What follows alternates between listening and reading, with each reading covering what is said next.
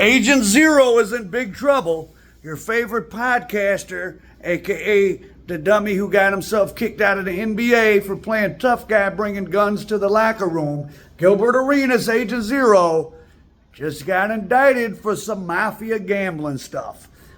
Him and 5 other people have a bunch of charges involving illegal gambling. He might get some human trafficking eventually because a mansion owned by him in Encino, California, which is a nice part of the valley where there's mansions, he had in some Israeli gangsters, and it sounds like by their names, some Armenians, stage high stakes poker. They had armed guards, they had valet for the cars, they had, well, hey, go watch an episode of The Sopranos. What's the guy, Davey, when they bust out his homeboy Davey and they show how these mafia high stakes card games runs. They have Frank Sinatra Jr. comes to the one in The Sopranos. But Gilbert Arenas was having high stakes poker games. He had someone running them. They would stage the house. They sold chips. They had girls offering companionship and massages. This is classic organized crime. This is racketeering. This is what RICO was made for, this type of stuff. What are you thinking about, dum-dum? Now, I think a lot of these athletes are so caught up in the thrill of doing stuff, and there's not a lot up there. Like, I don't see how you guys watch these guys' podcasts. Like, they just tell the same retarded stories about playing with balls and playing with each other and playing with each other's team ball and all that. I don't know. Sports is for children and men who play with balls. But, so Agent Zero is in big trouble. For those of you who don't know, Gilbert Arenas, he has a podcast right now with a couple other, I guess they play basketball and they tell stories. But Arenas, he had a huge contract back in the day, and him and some other player got into it with each other, and they brought guns to the locker room and got themselves kicked. When he was playing for the Wizards, he got kicked out of the league, but they still had to pay him a lot of the money. But what was he thinking about? So the Jewish gangsters, Israeli gangster, is also him and the woman involved are hit with charges for a sham marriage. So yeah, gambling charges, money laundering, racketeering.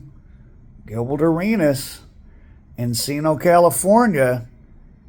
Now this is reminiscent of, people get mad, I have a story up, but Michael Jordan, the reason he retired for 2 years is the FBI and the league told him to, because he was gambling on NBA games so heavy.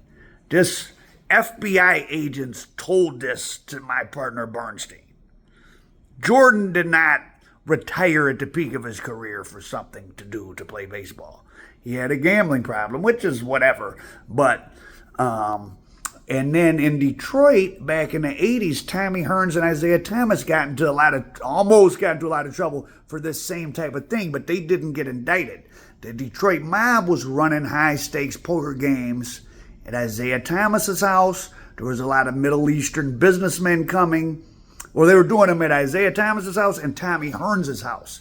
Now, Tommy Hearns' house was a madhouse. His brother, Henry Hearns, killed his white girlfriend in a yayo rage in that same house and did about 25 years. I was told Tommy had to pay extortion fees for his brother the whole time he was in Michigan State Prison.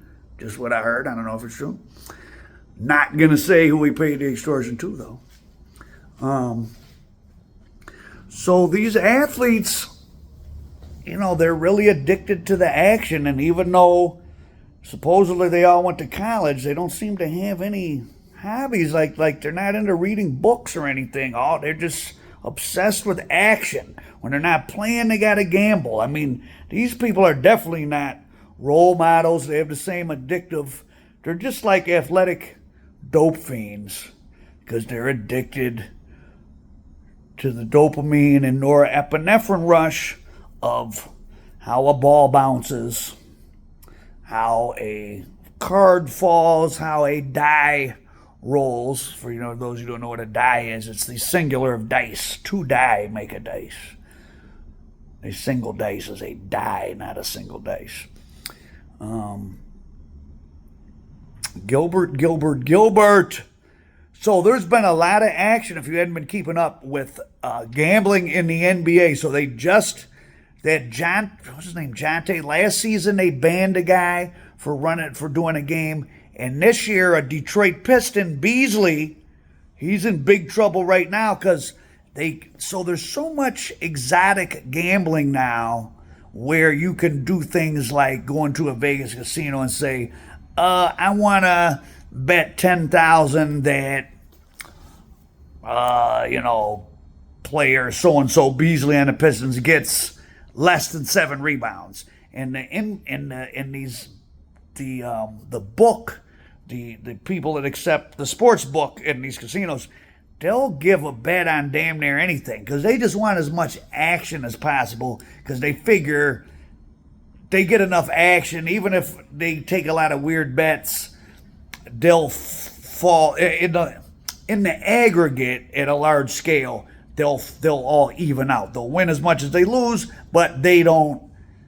I think the only when they win, they take all the half. And if they lose, they only pay out like 90 or 95%. So they're basically making a 5% vig on the action. So their goal is it'll average out. If they get $1 million a day in bets, they're going to make $50,000 a day in profit. They ain't really tripping on any particular game. It's all about aggregate. And back in the 80s, Tommy Hearns and them barely avoided trouble. Some of the businessmen there in Detroit did get in trouble. There was a Detroit lawyer, Didi Loren. He got a money laundering. I think he cashed a check for the Detroit mob. There was a businessman, Emmett Denha, Chaldean grocery store owner. He cashed, he had grocery stores, so he would cash checks for these businessmen. So, I don't know, man. People like to deal with criminals. I guess it's exciting. Even someone like Gilbert Arenas, now that his career's over and he has that podcast, which I think they do it from his house. But yeah, he had this gambling thing running out of his own house. They had armed guards, valets, and girls turn in tricks and give him massages, at least according to the indictment. And look for there to be a big crackdown on gambling in the NBA. NBA viewership is down 50%. The games are weird. A lot of weird stuff goes on. Maybe there's a lot of players doing stuff and they want to clean it up. But when the federal government allowed a couple years back there to be gambling on your phone, I knew we were in gambling is to me, gambling's worse than a drug. At least a drug addict gets high sometimes. Gambling just seems like something a monkey would do to me. You're flipping the card, you're pulling a lever, you're so-and-so is going to get 8 rebounds. You're just a junkie for the action, just the dopamine hit. Another example of the corrosion of American society. But I'll do a more in-depth story, but this is breaking news. Gilbert Arenas, Agent Zero, hit with the RICO, running gambling with Israeli and maybe Armenian gangsters out of his own house in Encino. Al Prophet.